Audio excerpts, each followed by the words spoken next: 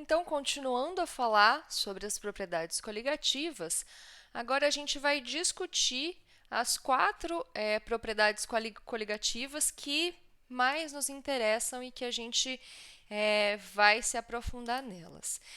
Antes de tudo, é importante a gente lembrar que as propriedades coligativas são aquelas relacionadas à quantidade de partículas e não à sua natureza. Ou seja, não importa qual é o soluto, mas sim quanto de soluto foi adicionado a essa solução.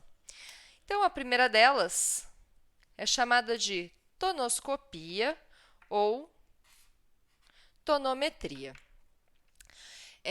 A tonoscopia ou tonometria é o estudo da variação da pressão de vapor de um solvente pela adição de um soluto não volátil. E aí é importante a gente frisar que a adição de um soluto ao solvente, um soluto não volátil, diminui a pressão de vapor deste solvente. E, assim sendo, ela vai retardar o processo de ebulição.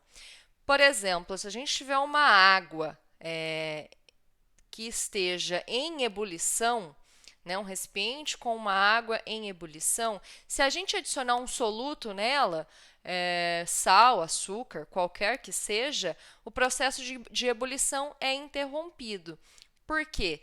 A partir daquele momento é necessária uma temperatura um pouco maior para que essa solução entre em ebulição novamente. A segunda propriedade que a gente vai abordar é a ebulioscopia ou ebuliometria. E o que é isso? É o estudo do aumento da temperatura de ebulição de um solvente quando da adição de um soluto não volátil, sendo que a adição de soluto ao solvente aumenta a temperatura de ebulição. Um exemplo prático para isso é, por exemplo, quando vai se fazer o café. Muitas pessoas gostam de passar o café com água com açúcar. Ferve água com açúcar e passa o café com a água doce. Outras preferem que se use a água sem a adição de açúcar. O que acontece? Quando a gente ferve a água com açúcar, ela vai entrar em ebulição uma temperatura diferente do que a da água sem açúcar.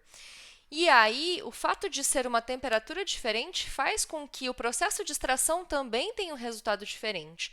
Então, a água numa temperatura diferente, quando fervida com açúcar, vai extrair algumas substâncias ali no processo de fazer o café que podem alterar o sabor desse café. Também um exemplo prático seria o fato de a gente ferver água com sal para poder cozinhar, porque aí a gente tem uma temperatura um pouco mais alta e esse processo de cocção pode ser um pouco mais rápido. Uma terceira propriedade, a crioscopia ou criometria. A crioscopia ou criometria é o estudo da diminuição da temperatura de fusão de um solvente quando da adição de um soluto não volátil. E sendo que a adição do soluto ao solvente diminui a sua temperatura de fusão. Essa é uma propriedade muito interessante, especialmente para os países frios, porque o fato de alguns países terem temperaturas negativas faz com que a água congele. Mas nem sempre é interessante que a água congele. Então, por exemplo, a água dentro do motor, a água que de repente está na rodovia, uma película de água sobre a rodovia, ou nas calçadas, ou nas ruas. Isso não é interessante. Se a água congela dentro do motor ou se ela congela dentro de uma tubulação, pode haver o rompimento, e pode danificar esse motor ou essa tubulação. Então, algumas substâncias que são chamadas de anticongelantes são adicionadas para que a água não congele quando a temperatura for um pouco mais baixa do que 0 graus Celsius. Aí seria necessária uma temperatura ainda mais baixa para que essa solução congelasse. Da mesma forma, nas rodovias ou nas portas das residências, onde às vezes pode ter uma película fina de água e o congelamento dessa água pode deixar esse local liso, né, e gerar algum tipo de acidente, se adiciona o sal, porque aí com a adição de sal vira uma solução dessa água com sal, e aí a temperatura necessária para o congelamento dessa solução é mais baixa do que se fosse apenas a água. E por fim, a quarta propriedade, que é a osmose. Primeiro, uma definição da osmose, para ficar um pouco mais claro. A osmose é o fluxo do solvente através de uma membrana semipermeável. Primeiro que é importante ficar claro que o que vai atravessar uma membrana semipermeável é apenas o solvente. E esse fluxo ele é ocasionado por diferenças na pressão osmótica, para que se tenha um equilíbrio entre as concentrações dos ambientes que estão divididos por essa membrana semipermeável. E o fluxo vai ser sempre do meio mais diluído para o meio concentrado.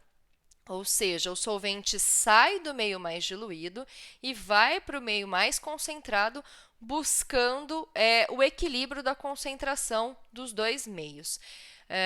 Um grande exemplo disso é o processo que acontece nas células, em que sempre há esse fluxo de solvente para que a concentração celular ela permaneça estável e a gente não tenha algum prejuízo para o processo do organismo do ser vivo.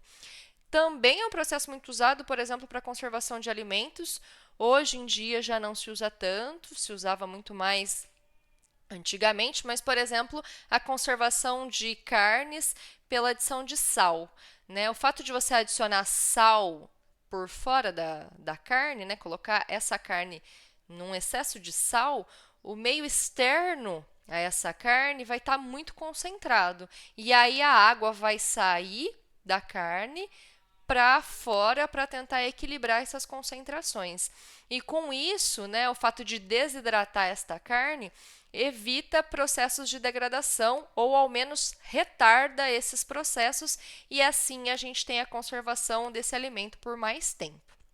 Então essas são as propriedades coligativas e que a gente precisa ter em mente qual é o efeito da adição de um solvente não volátil nessa solução. Por hoje é isso e a gente se vê numa próxima. Até mais!